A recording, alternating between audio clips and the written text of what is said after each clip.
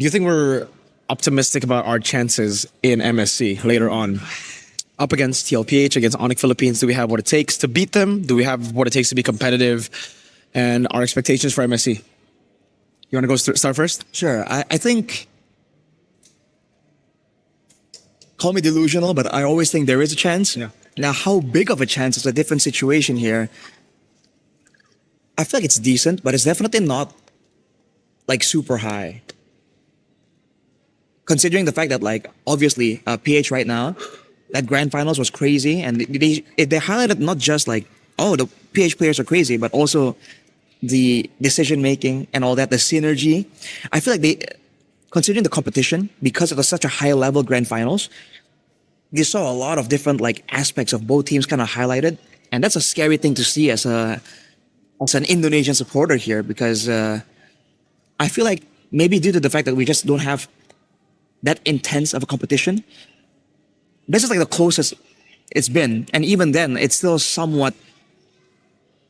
You still somewhat have an idea, right? And even when teams, let's say like Evo's, out of nowhere, surprisingly didn't make it to the playoffs, it's not because like, dang, so out of nowhere, Altrigo just went crazy. And always out of nowhere, these teams just outperformed. Like, no, we can very clearly see the mistakes coming in from Evos and some of these other teams in Indo. So the fact that the top tier teams aren't pushing each other out, people are just kind of skidding on their own out of the race. That's a scary thing to say compared to PH. So I feel like we have a lower chance. Let's put it that way. I think it's possible, but it's definitely not all that high. But hopefully, you know, with a pretty competitive grand finals, all 7 games, if they train a bit more, you know, again, higher level competition, more weaknesses get exposed.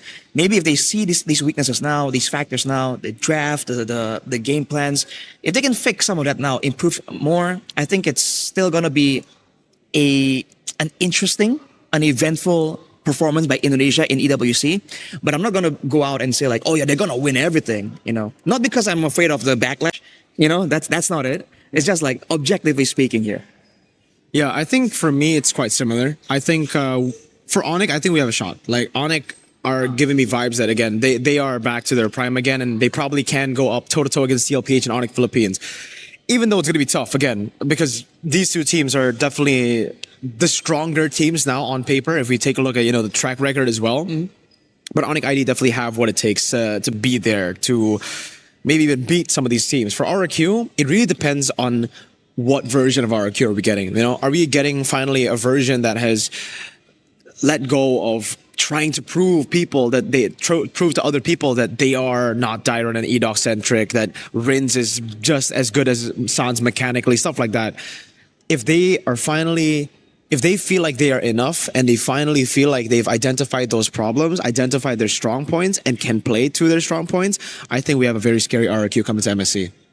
The question for me is like, so there's going to be 2 ONICs and 3 ONICs in AWC. So with female, yeah. So where does Yeb stand? Yeb will be ONIC ID. So he's going to be fully with ONIC ID. He'll be coaching ONIC ID. I mean, I just find that like to be such an interesting situation to be in. Like, man, that has to be like complicated, man, honestly. But, you know, it's Yeb. He does things that he jumped from coach to VP, you know? Right. So things that are unusual, I think it's beneath Yeb's level, man. He just does it. Yeah. So it's going to be interesting to see. I think RRQ has shown glimpses, so many glimpses of how good they can be. Again, it really comes down to how they improve from this point on. And I really hope, my expectation for RRQ is losing your second grand final in what?